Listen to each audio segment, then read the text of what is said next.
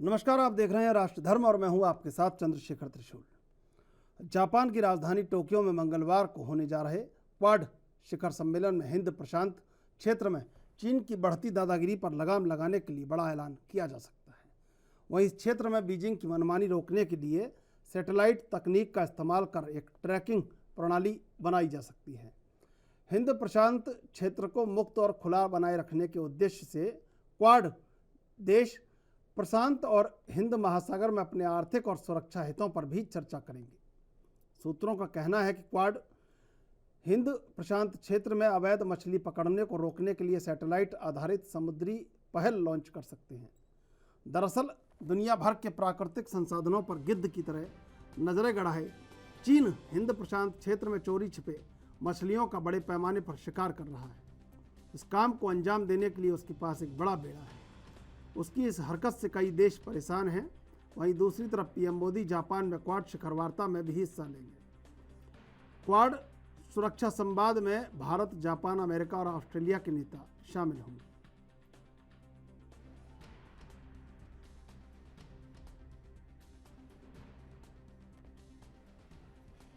लगातार चीन के बढ़ते दखल को रोकने के लिए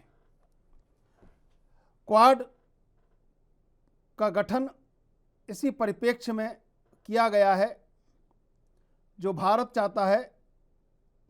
ऑस्ट्रेलिया, जापान और अमेरिका की नीति सिर्फ खुद के लिए, जापान और भारत के रिश्ते बहुत मजबूत, लेकिन ऑस्ट्रेलिया और भारत के रिश्तों में सबसे बड़ी एक अभी उठापटक ये हुई कि वहाँ पर चुनाव जो हुए तो उसमें चीन समर्थक प्रधानमंत्री जो हैं वहाँ के वो जीत गए हैं, एंथनी एल्बसिन, और स्कॉट मॉरिसन वहाँ चुनाव हार गए।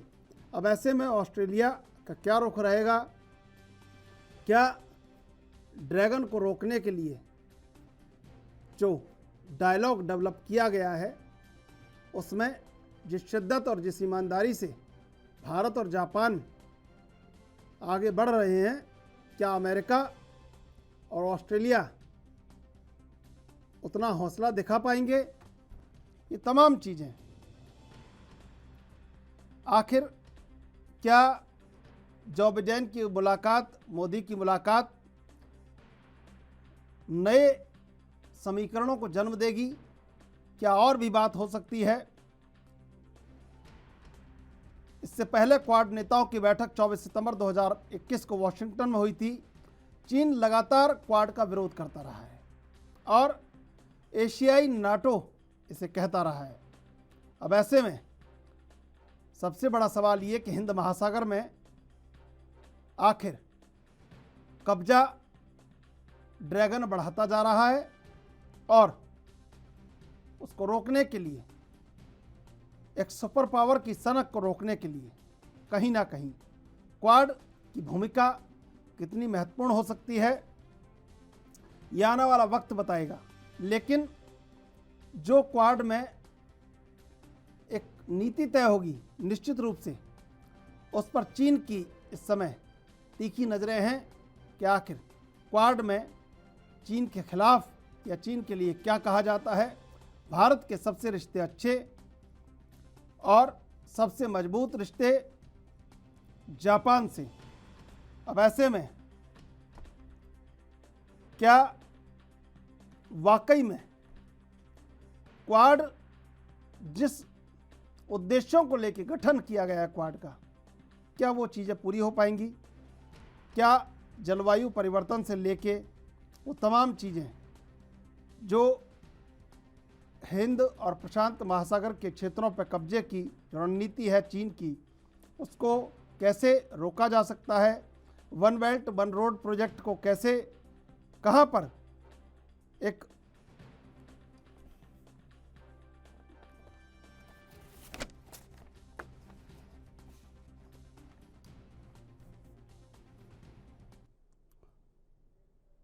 और इसी मुद्दे पर आज चर्चा करेंगे। तीन मेहमान हमारे साथ जुड़े हुए हैं। ललन सिंह, रक्षा विशेषज्ञ, डॉक्टर किरोड़ी सिंह, विदेश मामलों के जानकार, आनंद त्रिपाठी, राजनीतिक विश्लेषक। अब तीनों का स्वागत है एएनबी न्यूज पर। सबसे पहले डॉक्टर किरोड़ी सिंह जी आपके पास आएंगे। क्या क्वाड जिस सार्थकता के लिए, जिस परिप्रेक्ष्य में आगे बढ़ रहा है, क्या वाकई में वो अपनी सार्थकता को हासिल कर पाएगा? चंद्रशेखर जी, ऐसा है, इस हफ्ते पूरी दुनिया में दुनिया की नजर दो इवेंट पे है। एक तो स्विट्जरलैंड में देवोस में वर्ल्ड इकोनॉमिक फोरम की मीटिंग है और दूसरा क्वेड समिट जापान में कल हो। और क्वेड के बारे में दो अलग अलग दृष्टिकोण हैं। एक तो ये कहते हैं कि क्वेड का गठन चीन के प्रभाव को कंटेन करने के लिए किया गया है। दूसरा एक सकारात्मक दृष्टिकोण ये है कि जो इंडो पैसिफिक रीजन है उसके विकास के लिए, उसकी सुरक्षा के लिए और इसके जो मैरीटाइम ट्रेड है उसके बढ़ावे के लिए किया गया है। तो अगर सकारात्मक दृष्टि से देखें तो अभी जो जापान में समिट हो रही है वो बहुत महत्वपूर्ण है और भारत के लिए विशेष महत्वपूर्ण है, क्योंकि भारत का प्रारंभ से ही एक प्रयास था कि क्वेड को हम राजनीतिक और सामरिक फोरम नहीं रख के इसको आर्थिक विकास का एक साधन बनाएं। और उसके लिए अमेरिका के प्रेसिडेंट ने कह दिया है कि एक वर्ल्ड ट्रेड और क्वेड का ट्रेड और इकोनॉमिक फोरम के रूप में एक फ्रेमवर्क के रूप में डेवलप किया जाएगा, एक ट्रेड किया जाएगा। इसके साथ साथ ऐसा लगता है क्वेड प्लस कुछ और देशों को भी सम्मिलित कर सकते हैं, जैसे साउथ कोरिया है या इंडोनेशिया है। ऐसे देशों को कुछ और भी सम्मिलित इसमें किया जा सकता है भविष्य में। तो इस दृष्टि से मुझे लगता है कि भारत का जो शुरू से इंटेंशन था कि क्वेड को आर्थिक विकास का एक साधन बनाया जाए, उसमें सफलता मिलती लग रही है। दूसरा जो महत्वपूर्ण पक्ष इस समिट में होने वाला है वो भारत के लिए यह है कि भारत क्वेड से में जो कुछ होगा वो तो एक औपचारिक होगा, कुछ घोषणा पत्र होगा, ये सब होगा, तो एजेंडा भी डिस्कस होगा। लेकिन जो महत्वपूर्ण है वो द्विपक्षीय बातचीत होगी, क्योंकि भारत के प्रधानमंत्री क्वेड के मेंबर्स के दूसरे दो राष्ट्राध्यक्ष हैं उनसे द्विपक्षीय आधार पे बात करेंगे और द्विपक्षीय आधार पे बात करेंगे वो मेरे ख्याल से भारत के ज्यादा हित में होगी। इसके अतिरिक्त जो भारत इंडियन डायस्पोरा है उससे आज भारत के प्रधानमंत्री ने उनको एड्रेस किया, जो जापान के बिजनेस लीडर्स हैं, इन्वेस्टमेंट के लिए जिनसे कुछ संभावनाएं हैं उनको भी तलाशा है। तो इस रूप में जो प्रधानमंत्री की जापान विजिट है ये बहुत ही हैक्टिक और बहुत ही बिजी शेड्यूल है, क्योंकि लगभग 2 दिन में हमारे प्रधानमंत्री लगभग 22-23 मीटिंग करेंगे। तो उसमें मुझे लग रहा है कि भारत के लिए ये बहुत ही सार्थक सिद्ध होने वाला है। दूसरी तरफ कुछ ये प्रचार किया जाता है कि चाइना को कंटेन करना है, वो एक अलग दृष्टिकोण हो सकता है, लेकिन हमें इसके सकारात्मक तरीके से देखना चाहिए और भारत ये चाहता है कि इंडो पैसिफिक रीजन का विकास हो और विकास के साथ साथ ये free and rule based order यहाँ पे स्टेब्लिश हो और उसके लिए भारत प्रारंभ से ही प्रयास कर रहा है। एक यूक्रेन क्राइसिस को लेके मुझे नहीं लगता कि क्वेड में कोई कंसेंसस बनेगा, क्योंकि भारत क्वेड के दूसरे मेंबर से थोड़ा भिन्न ओपिनियन रखता है। प्रारंभ से ही भारत संयुक्त राष्ट्र संघ में, सुरक्षा परिषद में, जनरल असेंबली में तो एक न्यूट्रल का रहा, एब्सेंट रहा, जबकि दूसरे जो क्वेड के मेंबर हैं उन्होंने रशिया के अगेंस्ट में वोटिंग किया है। तो ऐसी स्थिति में मुझे नहीं लगता कि वर्तमान जो यूक्रेन का क्राइसिस है उसको लेके क्वेड कोई डिसीजन लेगा, लेकिन जो द्विपक्षीय बातचीत होगी वो बहुत सार्थक होगी, उससे एक समझ विकसित होगी और भारत के विकास में मेरे ख्याल से क्वेड के जितने देश हैं वो मदद करेंगे। जी चंद्रशेखर जी। आनंद त्रिपाठी जी, पहली बार जब देशों ने गठबंधन किया तो एक शब्द जोड़ा गया है, डायलॉग, संवाद। क्या वाकई में ये संवाद सार्थकता की ओर ले जाता है उन तमाम देशों को जो क्वाड में हैं, और क्या वाकई में चीन के सामने जो एक गठबंधन है और जो ड्रैगन से चुनौतियां हैं, क्या वाकई में उनको हल करने की दिशा में ये एक सार्थक कदम हो सकता है, या महज संवाद संवाद और संवाद? देखिए, मेरा ऐसा मानना है कि क्वाड का जो गठन हुआ था 2007 में हुआ, शिंजो आबे के आगे बढ़ करके उन्होंने इस क्वाड को गठित किया था। शुरुआत में इस वो एक संवाद का वो माध्यम या मंच नहीं माना गया, लेकिन जैसे जैसे अंतर्राष्ट्रीय राजनीति के परिस्थितियों में बदलाव आया, वैसे वैसे इंडो पैसिफिक रीजन के देशों को ये लगने लगा कि क्वाड एक ऐसा मंच साबित हो सकता है जिससे वो अंतर्राष्ट्रीय राजनीति से जुड़े हुए जितने, चाहे वो विदेश मामलों से जुड़े हुए हों, चाहे कूटनीतिक मसले हों, चाहे व्यापार के मसले हों, या सुरक्षा को लेकर के मसले हों, या कोई आने वाली पृथ्वी पर अन्य चुनौतियों से संबंधित बात हो, उनको हल करने के लिए एक संवाद का बहुत अच्छा मंच क्वाड हो सकता है। ये 2015 के बाद से बहुत तेजी से महसूस किया जाने लगा, और उसी का परिणाम रहा कि प्रेसिडेंट डोनाल्ड ट्रंप, प्रधानमंत्री मोदी और ऑस्ट्रेलियाई प्रधानमंत्री स्कॉट मॉरिसन जो तत्कालीन थे, उन लोगों को ये लगा कि जापान की इस अगुवाई में बढ़ाए गए कदम को समर्थन देने की जरूरत है जी। और उसका उपयोग अंतरराष्ट्रीय राजनीति, कूटनीति में करके उसका लाभ उठाया जा सकता है, जिससे इंडो पैसिफिक रीजन में शांति सहयोग को बढ़ावा दिया जा सकता है। निश्चित तौर पर जो शिंजो आबे का सपना था वो आज एक बहुत बड़ा आकार ले चुका है, और वो इसके आकार से दुनिया के कुछ देशों को बेवजह का भय लग रहा है। निश्चित तौर पर ऐसा कोई भय, क्वाड का उद्देश्य किसी को भय दिखाना नहीं है। क्वाड का उद्देश्य ये है कि जो इसके सदस्य देश हैं, उनके अड़ोसी पड़ोसी जो देश हैं, उनकी आर्थिक ताकत बढ़ाई जा सके, क्षेत्रीय संतुलन को बढ़ाया जा सके, क्षेत्रीय अखंडता को बढ़ाया जा सके। और इसके लिए प्रधानमंत्री मोदी ने पिछले 5-6 सालों में जो पर्दे के पीछे रह करके भूमिका निभाई है, वो अपने आप में बड़ी महत्वपूर्ण है। और इसके लिए हमको भारत सहित इन 4 जो राष्ट्र हैं इसमें जो शामिल हैं, इनके जो कूटनीतिक लोग हैं, जो कूटनीति में काम करने वाले लोग हैं, उनको धन्यवाद का पात्र मानना चाहिए कि उन्होंने इस संगठन को इतनी अहमियत दे दी है अपने कामों से। इसके जो वर्किंग ग्रुप्स हैं तमाम, चाहे वो क्या नाम से कि इकोनॉमिकल वर्किंग ग्रुप हो, चाहे वो जलवायु परिवर्तन से जुड़े हुए मुद्दे हों, उन पे वर्किंग ग्रुप्स जो हैं, ये चुपचाप बहुत मेहनत से बहुत अच्छा काम कर रहे हैं। बिल्कुल बिल्कुल तो आनंद त्रिपाठी जी, लेकिन ड्रैगन कह रहा है कि ये एशियाई नाटो है। मैं आपसे जवाब लूंगा, लेकिन पहले लेंगे एक ब्रेक के बाद फिर हाजिर होंगे।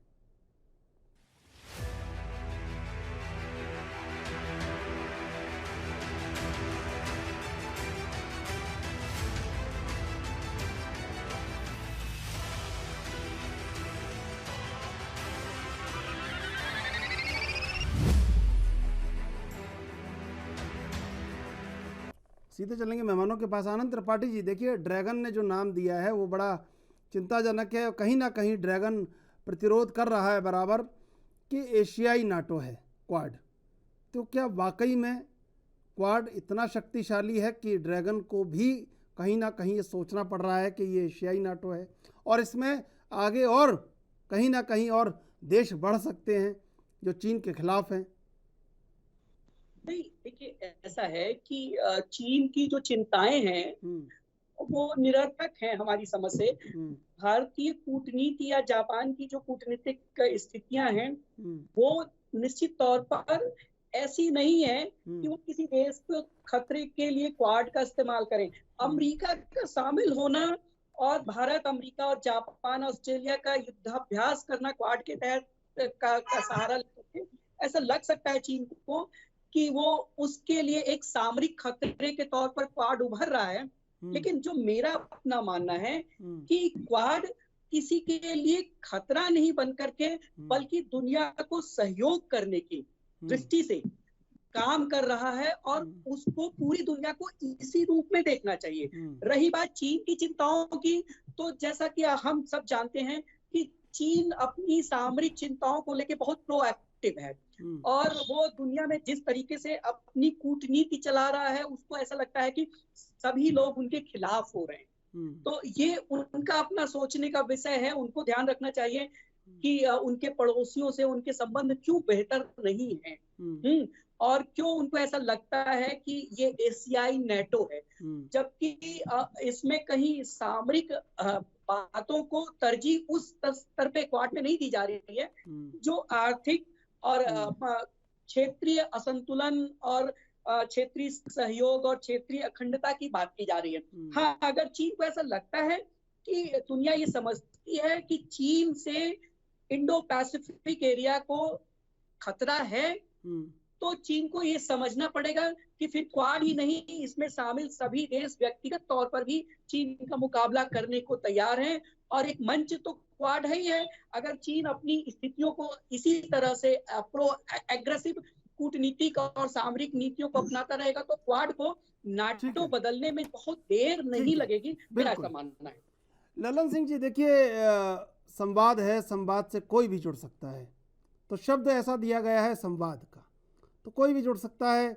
और जैसा कि आनंद त्रिपाठी जी कह रहे थे कि सामरिक खतरे के रूप में भी कहीं ना कहीं चीन को लग रहा है, और चीन देखिए जैसा आदमी करता है उसको वैसा ही लगता है कि सामने वाला भी वैसा ही होगा।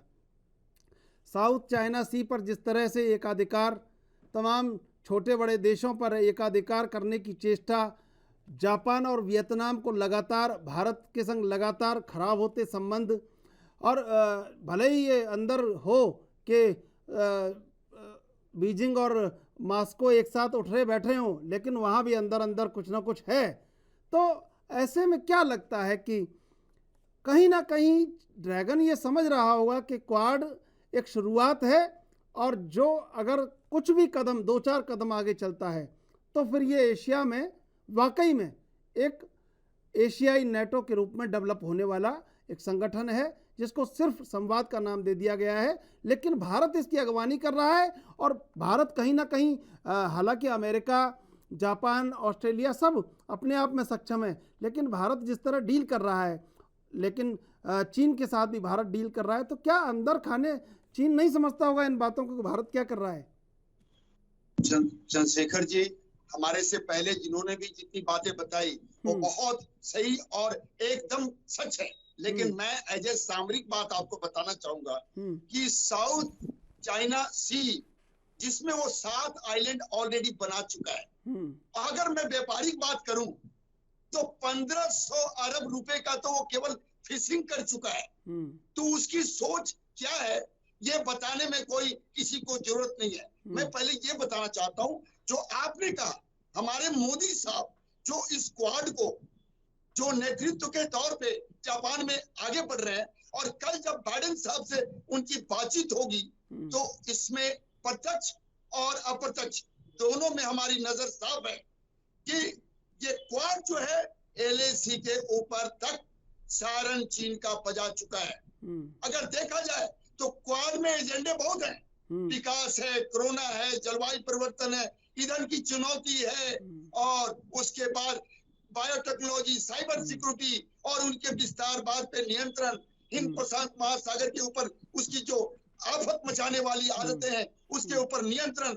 लेकिन यहाँ हमारी जो भारत की सोच है, मोदी साहब की जो समझ है, वो साफ नजर आ रही है कि चीन को इस तरह से घेरो कि वो चीन जो आज छोटे देशों में आर्थिक और तरह से नाकेबंदी करके, जैसे श्रीलंका की हालत है, भूटान है, नेपाल है, म्यांमार तक उसकी जो सोच है, इन सभी के ऊपर एक ऐसी दबाव बनाई जाए कि ये जो चीन लगातार LAC के ऊपर अभी कभी अरुणाचल में, कभी डोकलाम में और कभी गलवान में, और पाकिस्तान को लगातार मोटिवेट करके हालात को बिगाड़ता रहता है, इन सब के ऊपर हमारे मोदी साहब का नजर है। मैं आपको दावे के साथ कह सकता हूं कि जो इस बार का जापान के अंदर जो क्वाड का जो समिट चल रहा है, उसमें इनके अंदर ब्लड प्रेशर पूरी हाई हो गई है। अगर मैं इसको मजाक के तौर पे कहूं तो उत्तर प्रदेश वाला बुलडोजर अब मोदी साहब जो है चीन के ऊपर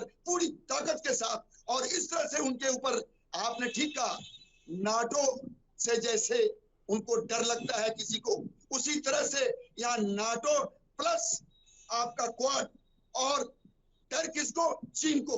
मैं आपको बताना चाहता हूं कि नाटो और जो दूसरी देश जो उसके विरोध में है, उससे भी बुरी हालत यहाँ पे उसकी होगी, क्योंकि जो चीन का जो सामरिक ताकत है वो बाइडेन के जो हमारे क्वाड के जो सदस्य हैं उनसे वो बहुत कमजोर पड़ता हुआ नजर आ रहा है। मैं आपको एक छोटी सी बात बताता हूँ, जो उनके पास टैंक है चीन के पास, वो केवल 5200 कुछ है, जबकि हमारे जो क्वाड के लोग हैं उनके पास 17,000 से ऊपर केवल टैंक है। एयरक्राफ्ट की भी यही स्थिति है।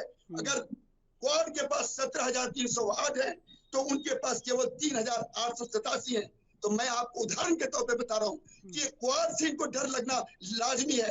और आज और कल की जो मीटिंग है वो स्वाभाविक रूप से पूरी इसके ऊपर दुनिया की नजर है, क्योंकि यूक्रेन और रूस, मानता हूं कि बहुत ज्यादा इसके ऊपर कोई निर्णय नहीं होने जा रहा है शांति के ऊपर, लेकिन एक मार्ग प्रशस्त हो सकता है जिसमें सभी को भारत की दबदबा, भारत की काबिलियत, और अगर मैं बोलूं तो मोदी साहब की जो सोच है, नीति है, और हमारी विदेश का जो स्वतंत्र समझ है, उससे एक अच्छा रणनीति बनता हुआ नजर आ रहा है। मैं ये भी कहना चाहता हूं, जो सुरक्षा संकल्प है क्वाड का, वो बहुत साफ है कि केवल हम चीन के ऊपर दबाव नहीं चाहते, हम चाहते हैं कि इस पूरे हिंद प्रशांत महासागर में एक ऐसी स्थिति बने कि सभी समुद्र में अपने आप को स्वतंत्र रूप से अपने कार्यों को, विकास को आगे बढ़ाने में अपना मार्ग प्रशस्त कर सके।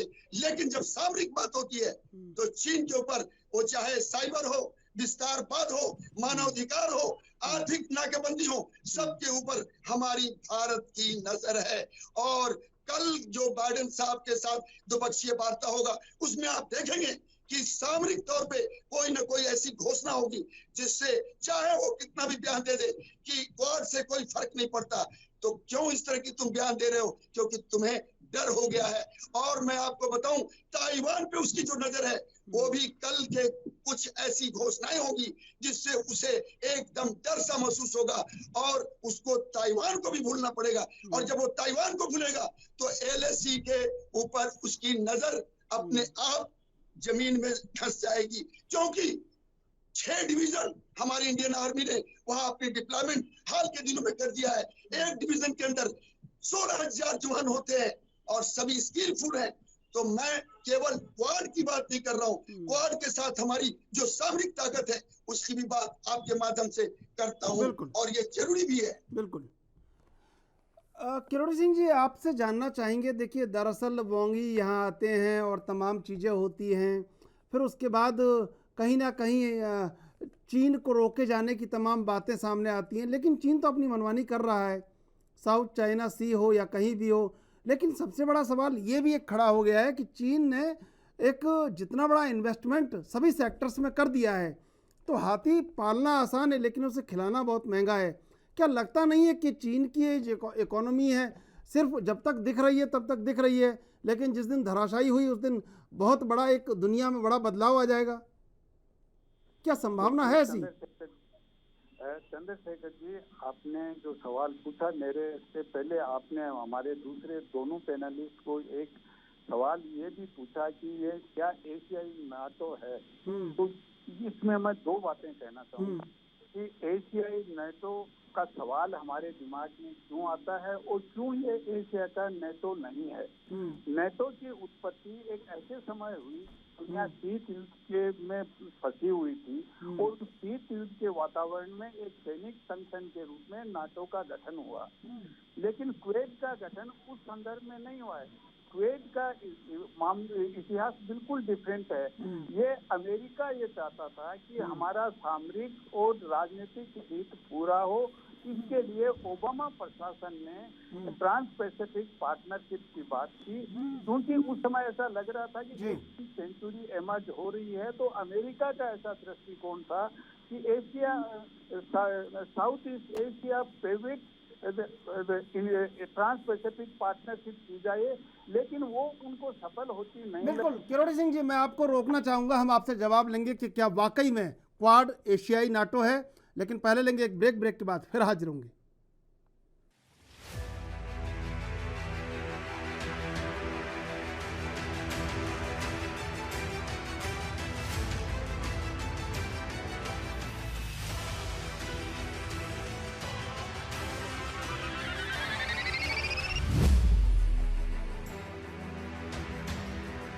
सीधे चलेंगे मेहमानों के पास। किरोड़ी सिंह जी, जो आप जवाब दे रहे थे कि क्या वाकई में ये क्वाड नेटो और क्वाड में बहुत फ़र्क है, लेकिन मैं बीच में एक सवाल और पूछना ये भी चाहता हूँ कि क्या जिस तरह रूस और यूक्रेन का युद्ध हुआ है और नाटो की असलियत सामने आई है और उसकी प्रासंगिकता पर सवाल उठने लगे और ये भी कहा जाने लगा कि नाटो के 2 टुकड़े हो सकते हैं इस युद्ध के बाद, तो क्या लगता है आपको कि अगर नाटो का नाम दिया गया है तो क्या नाटो तो बिल्कुल सामने आ चुका है, कितना ताकतवर है? देखिए चंद्रशेखर जी, मैं पहले वाले वो जो सवाल था जिसपे बोल रहा था उसको थोड़ा कंप्लीट कर दूं। ठीक है। क्योंकि इंडो पैसिफिक का कंसेप्ट आया है ट्रम्प प्रशासन में, क्योंकि अमेरिका ने ये रियलाइज किया कि ट्रांस पैसिफिक पार्टनरशिप की जो धारणा है वो सफल नहीं हो सकती, क्योंकि उससे चाइना और भारत दोनों को अलग रखा था अमेरिका ने। तो इंडो पैसिफिक में भारत को साथ लेके अमेरिका अपने सामरिक और राजनीतिक उद्देश्य पूरे करना चाहता था इनिशियली। लेकिन भारत का सरोकार ये था कि कुवैत को आर्थिक प्रगति का एक साधन बनाया जाए और जो इंडो पैसिफिक रीजन में देश हैं उनका आर्थिक विकास किया जाए। तो भारत के सरोकार को आज अभी जो बाइडेन ने कहा है कि इसको हम एक इकोनॉमिक कोऑपरेशन और ट्रेड फ्रेमवर्क के रूप में डेवलप करेंगे। तो ये अमेरिका के दृष्टिकोण में परिवर्तन इसलिए हुआ, एक तो पेंडेमिक की वजह से दुनिया की अर्थव्यवस्था डवाडोल हो गई, दूसरा यूक्रेन आ गया, तो उसकी वजह से अमेरिका ने ये देखा कि भारत का सरोकार है वो जेन्युइन है, भारत के सरोकार की जीत है। तो कुवैत को हम सैनिक संगठन के रूप में किसी रूप में नहीं देख सकते। प्रारंभ में अमेरिका का यह उद्देश्य था कि इसको राजनीतिक और सामरिक संगठन के रूप में विकसित किया जाए, लेकिन वो उद्देश्य अमेरिका का हासिल नहीं हुआ क्योंकि भारत का सरोकार दूसरा था। तो और दूसरा आपने पूछा कि नाटो का क्या बाइफर्केशन हो, क्या टूटे, मुझे नहीं लगता कि नाटो, अभी तो नाटो को एक्सपेंड करने की बात कर रहे हैं, लेकिन नाटो में जो यूरोपियन कंट्रीज हैं, जो यूरोपियन डेमोक्रेटिक लिबरल वैल्यूज विकसित किए थे, फ्रांस और जर्मनी ने शुरू से ये प्रयास किया कि यूक्रेन क्राइसिस को टाला जाए। फ्रांस के राष्ट्रपति ने मॉस्को वाशिंगटन बीच में शटलकॉक की तरह विजिट करते रहे, अमेरिका को कन्विंस करने की कोशिश की, पुतिन मॉस्को में रशिया को कन्विंस करने की कोशिश की, लेकिन जर्मनी और फ्रांस के प्रयास सब असफल रहे। तो अभी भी यूरोप के देश हैं, विशेष रूप से जर्मनी और फ्रांस, इस क्राइसिस के मामले में अब वैसे नाटो के सदस्य होने के नाते वो साथ हैं, लेकिन अभी भी मुझे लगता है कि उनके कुछ रिजर्वेशन है। ब्रिटेन और अमेरिका के इंसिस्टेंस की वजह से ये हालात बिगड़ा है। अब इस हालात को कैसे नियंत्रण में किया जाए ये सोचने की बात है। तो मुझे नहीं लगता इस समय नाटो का कोई बाइफर्केशन होगा, अभी तो एक्सपेंशन की बात हो रही है। फिनलैंड और स्वीडन ने अप्लाई किया है कि हम ज्वाइन करेंगे, टर्की उसका विरोध कर रहा है। और जो एक अन्य सवाल आपने हेलो जी, आवाज आ रही है आपकी? हाँ, एक अन्य जो सवाल पूछा था कि क्या चाइना को रोकने के लिए है, चाइना इन्वेस्टमेंट कर रहा है। देखिए चाइना क्या, अगर हम स्थिति देखें तो फर्स्ट वर्ल्ड वॉर के पहले जर्मनी जिस तरह से फास्ट तरीके से राइज हो रहा था, चाइना उसी तरीके से फास्ट राइज हुआ है। और फास्ट राइज होने की वजह से चाइना के पास सरप्लस इतना है कि वो बेल्ट और रोड की जो धारणा है उसके थ्रू विभिन्न देशों में इन्वेस्टमेंट कर रहा है, तो वो चाइना का हित है। लेकिन दूसरी तरफ हम देखें कि अमेरिका ने भी मिलेनियम चैलेंज कॉरपोरेशन बनाया, उसके थ्रू बहुत से देशों को ग्रांट देने की कोशिश की, श्रीलंका, फिलीपींस, नेपाल सब ने रजिस्ट किया कि हमारे को ये टर्म्स मिलेनियम चैलेंज कॉरपोरेशन की टर्म्स एंड कंडीशंस एक्सेप्टेबल नहीं है। तो अमेरिका ने भी जो ऐसा प्रयास किया उसका भी छोटे देशों ने काफी विरोध हुआ है कि इन टर्म्स एंड कंडीशन पे हमें ग्रांट नहीं चाहिए, मिलेनियम चैलेंज कॉरपोरेशन का जो एड है वो नहीं। मैं आऊंगा आपके पास। तो लेकिन इसके बाद किरोड़ी सिंह जी, मैं आऊंगा आपके पास। अमेरिका ने बिल्ड बैक बेटर वर्ल्ड का कंसेप्ट किया है, यूरोप ने ग्लोबल गेटवे इनिशिएटिव लिया है। तो ये बेल्ट, ठीक है, मैं आऊंगा आपके पास। आनंद त्रिपाठी जी, चीन जिस तरह इन्वेस्टमेंट करता जा रहा है और एक ल्यूजिन और माओ त्से तुंग के सपनों को छोड़ नहीं रहा है, विस्तारवाद उसकी प्रमुख नीति है, क्या आपको लगता है कि चीन कहीं भी अब किसी समझौते के एक परिप्रेक्ष्य में कोई बात कर रहा है? व्यापार के परिप्रेक्ष्य में बात कर सकता है, लेकिन सामरिक और विस्तारवाद के परिप्रेक्ष्य में शायद ही चीन किसी से संवाद करना चाहता हो। देखिए, ऐसा मेरा मानना है कि अंतरराष्ट्रीय राजनीति और कूटनीति की स्थिति में जो आज चीन जहां खड़ा है, उसमें वो जो आप इन्वेस्टमेंट की बात कर रहे हैं, तो वो अफ्रीकी देशों में और अपने पड़ोसी कुछ देशों, छोटे देशों में उन्होंने बहुत ही पैसा इन्वेस्ट किया अपना। उस इन्वेस्टमेंट के को उन्होंने राजनीतिक इन्वेस्टमेंट के तौर पर किया है। निश्चित तौर पर ये मानिए वो उसके आर्थिक इन्वेस्टमेंट दिखते हैं, लेकिन उसके पीछे मनसा राजनीतिक इन्वेस्टमेंट की है। तो चीन उसका राजनीतिक इस्तेमाल करना चाह रहा है और कर भी रहा है। बहुत सारे ऐसे अफ्रीकी देश हैं जिसके बारे में ज्यादा चर्चा नहीं होती है, जो आज चीन के कर्ज के से एकदम से उसे दब गए हैं और जो शर्तें चाहता है चीन वो मनवा रहा है। तो यही हाल कुछ हद तक श्रीलंका का भी के साथ भी चीन का हो रहा है। पाकिस्तान के साथ भी अंदर खाने में कुछ इसी तरह के दबाव की उस इन्वेस्टमेंट के बदले दबाव और अपनी मनमानी चलाने की स्थितियां चीन कर रहा है। तो ये जो चीन की जो एक विश्व के ऊपर, विश्व राजनीति पर काबिज होने की, एक सुपर पावर बनने की एक जो सनक है, वो सनक इस पूरी दुनिया के लिए बड़े खतरे की घंटी है।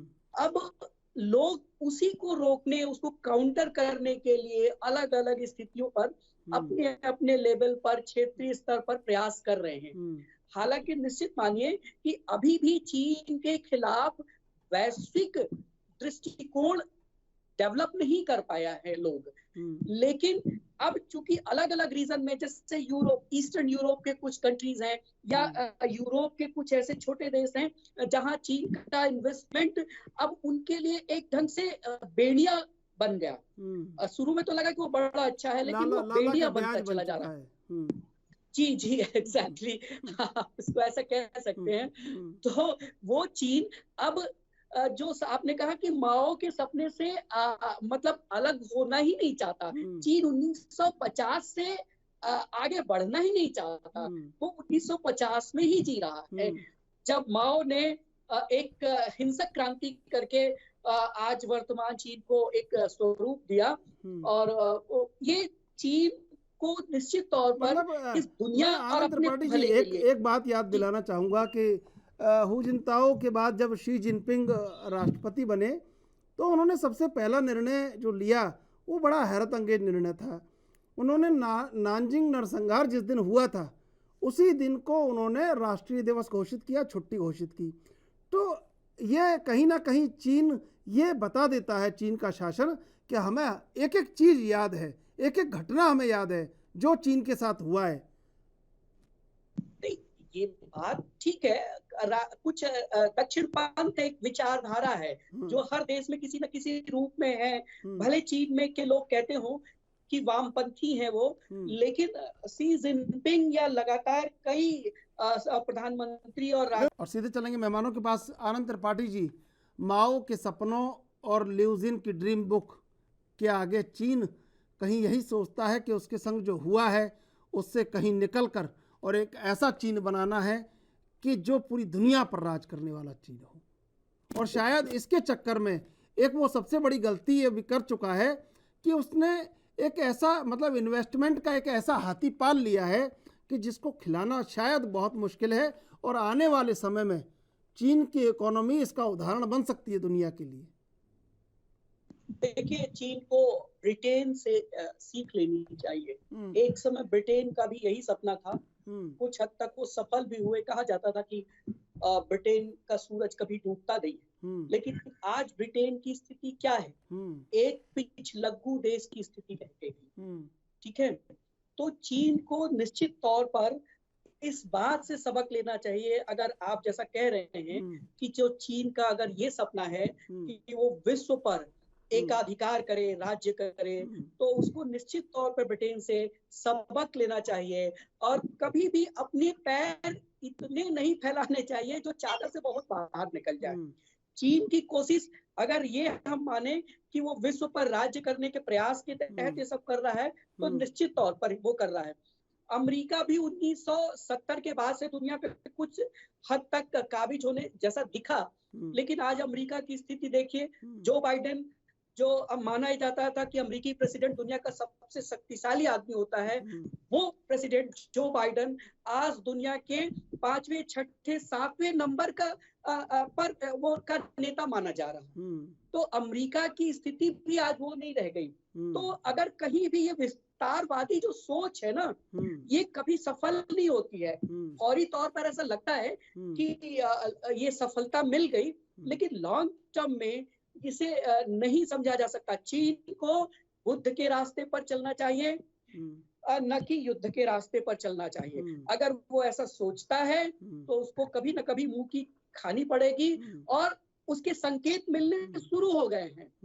चीन आज कई फ्रंट पर एक साथ खोल रहा है। जैसे देखिए, वो ताइवान का फ्रंट खोलना चाहता है, भारत के साथ LAC का फ्रंट चल रहा है, उसके साथ यूरोप में कई कंट्रीज के साथ उसके सीमा विवाद चल रहे हैं, जापान के साथ चल रहा है, 14 से ज्यादा देश है, ब्रुनोई के साथ चल रहा है, तो ये मंगोलिया के साथ चल रहा है। ये समझना पड़ेगा चीन को कि वो अकेले इन सारे फ्रंट्स पर काम नहीं कर सकता। तो उसे अपने लोगों की भलाई के लिए, जो उसने विकास किया है, अपने लोगों की शांति, सुरक्षा और समृद्धि को ध्यान में रखते हुए ऐसा समझना चाहिए। और मुझे लगता है कि जिनपिंग को ये बात समझ में आती है, लेकिन चीन का एक रवैया है खुराफाती लड़के की तरह का, कि जो खुराफात से बाज नहीं आता, वो खुराफात करता ही रहता है।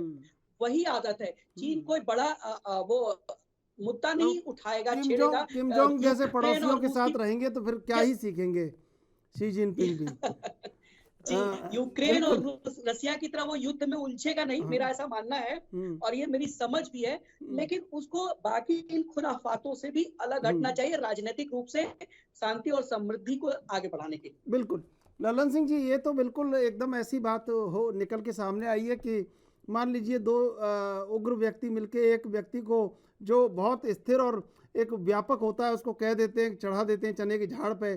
तो कहीं ऐसा तो नहीं है कि किम ने और शी जिनपिंग ने मिलके कहीं पुतिन को ही उस रास्ते पर चला दिया और खुद देख रहे हो। लेकिन सबसे बड़ी बात यह है कि चीन कहीं ना कहीं समझ रहा है कि पूरी दुनिया उसके खिलाफ है, ये बात उसे पता है अच्छी तरह से।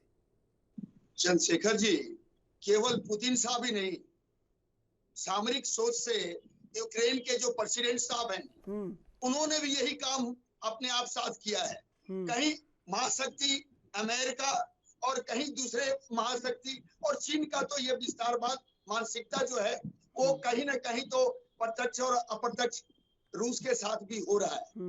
हम इस बात के लिए एकदम पूरी समझ रखते हैं कि क्वाड जो है, ये समय आ गया है कि जो हिंद प्रशांत महासागर में जो इससे दिलचस्पी रखते हैं, जो इसकी स्वतंत्रता चाहते हैं, जैसा कि आपको जानकारी भी है कि करीब 13-14 देश हैं जो इस संगठन को अपने आप में समावेश चाहते हैं, तो ये समय आ गया है कि इनको भी साथ ले लिया जाए और चीन के ऊपर इस तरह की दबाव दी जाए कि वो समुद्र में अपना कोई हालात अब दबदबा वाला ना बना सके। मैं आपको पहले भी बताया कि अगर अभी भी 4 देशों का जो पनडुब्बी है वो 142 है और उनके पास केवल 79 है चीन के पास। बिल्कुल, तो आप इमेजिन कर सकते हैं बिल्कुल कि मैं अगर रोकना 13 चाहूंगा देश और आ आपको जाए। ललन सिंह जी, मैं आपका जवाब लूंगा लेकिन पहले लेंगे एक छोटा सा ब्रेक के बाद फिर हाजिर होंगे।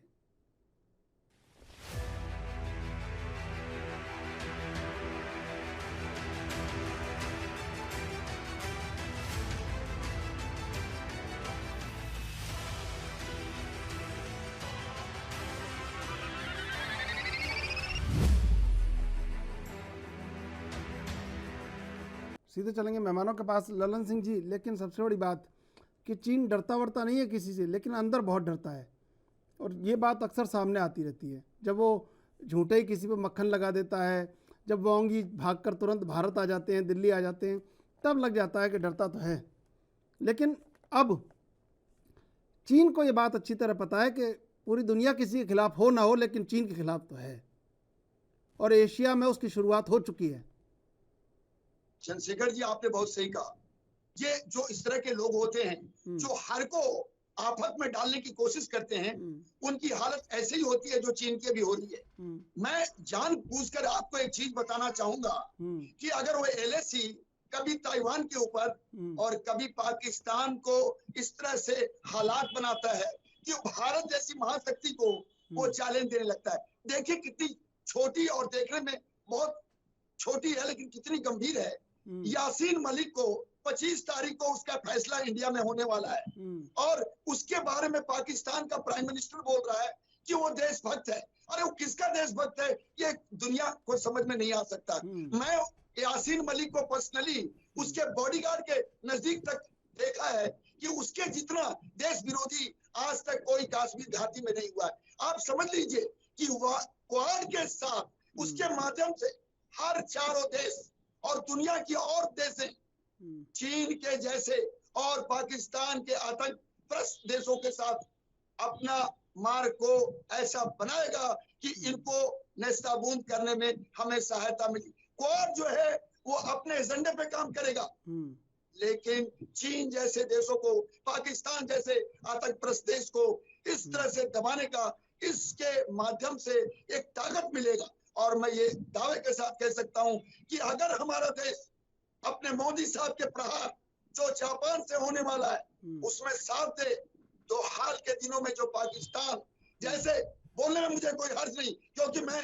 रक्षा का आदमी हूँ। अगर मुफ्ती जी बोलती हैं कि 1947 की हालत देश में हो रही है तो इससे बड़ा दुखद बयान क्या हो सकता है। मुझे नहीं समझ में आ रहा कि इस भारत के अंदर जो विश्व गुरु जापान से अपनी नीति को पूरी दुनिया को दिखाना चाहता है, इस तरह की बयानों से क्या उस पर अच्छा असर पड़ेगा? नहीं। लेकिन कोई बात नहीं, कल जो बाइडेन साहब से हमारे प्रधानमंत्री जी मिलेंगे वो बहुत जबरदस्त उसमें कोई ना कोई घोषणा होगी। और आपने ठीक कहा, चीन कभी भी वो किसी की बात नहीं मानता, उसको कोई असर नहीं होता, लेकिन असर तब होगा जब उसको पता चलेगा कि दबाव ऐसा पत्थर का पड़ा है जो वो समुद्र के गहराइयों में अपने आप को जाकर समा गया है। तभी उसको हिंद प्रशांत महासागर की स्वतंत्रता और उसकी जो बदमाशी और मुक्तापुर हरकत है वो खत्म होगी। अन्यथा क्वाड के बिना इनका दबाव सही नहीं हो सकता और आज इसकी जरूरत है। ठीक है, किरोड़ी सिंह जी, आपसे जानना चाहेंगे, द्विपक्षीय वार्ता है कल और ऐसा नहीं है कि टोक्यो पे बीजिंग की नज़रें नहीं होंगी, पूरी नज़रें होंगी। क्या निकल के सामने आने वाला है, क्या बड़े महत्वपूर्ण समझौते हो सकते हैं, और सबसे बड़ी बात कि कहीं ना कहीं भारत ने जो दोस्त कमाए हैं अपने एक लंबे समय में, अब इससे सरकारों को नहीं कहा जा सकता, कांग्रेस बीजेपी सब मिलके, भारत ने जो एक दोस्त पूरी दुनिया में कमाए हैं, शायद ये भी दुनिया के लिए एक बड़ा सबक है, दुनिया को सीखना चाहिए और सबसे ज़्यादा चीन को भी सीखना चाहिए।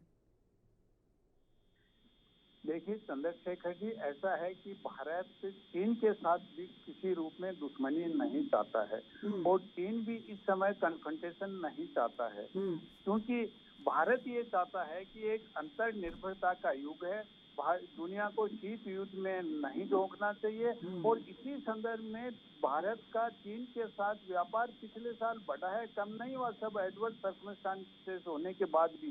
तो भारत हर देश से सहयोग चाहता है भारत का प्रारंभ से एक ही लक्ष्य रहा है कि विश्व में शांति हो, प्रगति हो और युद्ध के वातावरण नहीं बने। ये भारत का प्रारंभ से ही सोच रहा है और उसी संदर्भ में भारत ने क्वेट की सदस्यता भी ली और सदस्य होने के साथ साथ भी क्वेट के 3 सदस्य यूक्रेन क्राइसिस में एक साइड में थे, भारत दूसरी साइड में रहा। तो भारत का दृष्टिकोण है वो बिल्कुल स्वायत्त है, किसी के साथ अलायंस करके या किसी से जुड़ के नहीं है और ये भारत की सबसे बड़ी स्ट्रेंथ है, सबसे बड़ी सफलता है।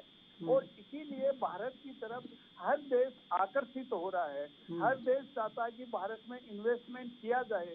भारत के प्रधानमंत्री ने भी जापान में ये कहा है बिजनेस के कम्युनिटी से कि आप आके इंडिया में इन्वेस्ट कीजिए, आप भारत एक बार जरूर विजिट कीजिए, भारत को देखिए। तो भारत की ये सबसे बड़ी स्ट्रेंथ है कि भारत किसी भी अलायंस में, गुटबंदी में सम्मिलित नहीं होता है। चीन के साथ रिश्ते खराब होने के बाद भी चीन के साथ व्यापार बढ़ रहा है। तो भारत ये नहीं चाहता कि किसी भी रूप में दुनिया शीत युद्ध जैसे वातावरण में बढ़े। और मुझे लगता है कि चीन भी आज की स्थिति में कोई कन्फ्रंटेशन नहीं, चीन का उद्देश्य अलग है।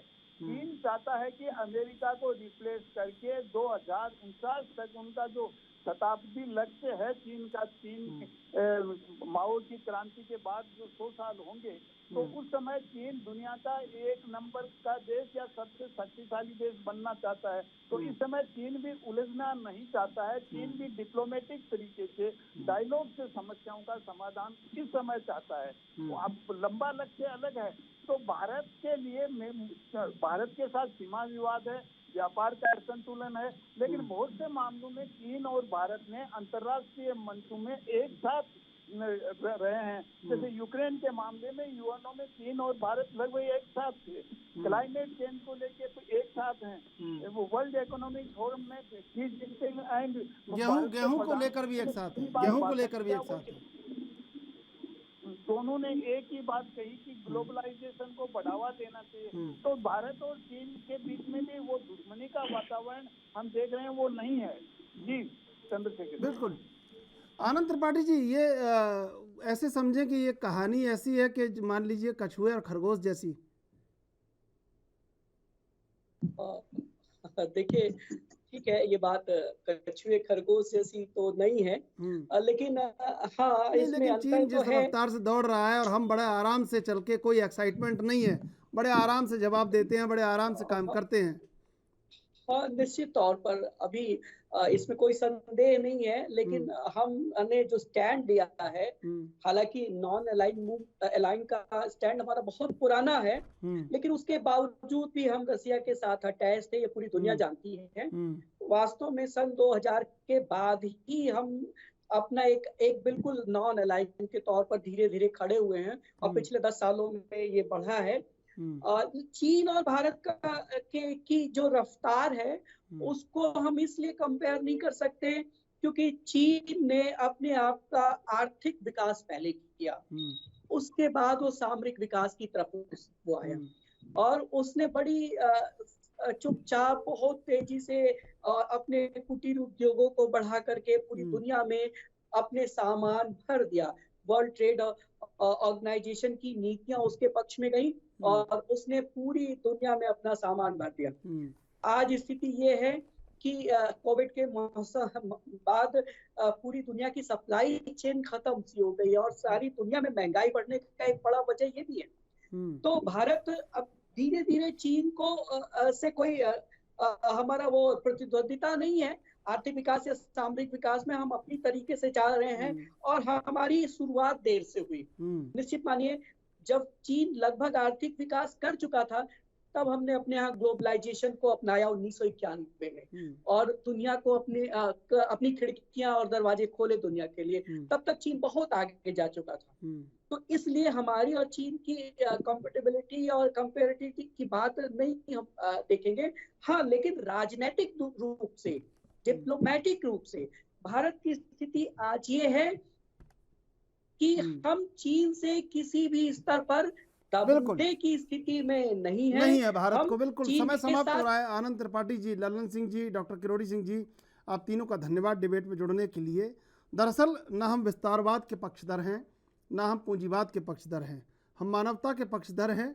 और यही बात दुनिया में भारत को बेमिसाल बनाती है और भारत के इसी बेमिसाल उदाहरण को दुनिया अपनाना चाहती है और नए युग के नए प्रवर्तक के रूप में भारत को देख रही है। बहरहाल देश विदेश की ताज़ा तरीन खबरों के लिए आप देखते रहिए एएनबी न्यूज़।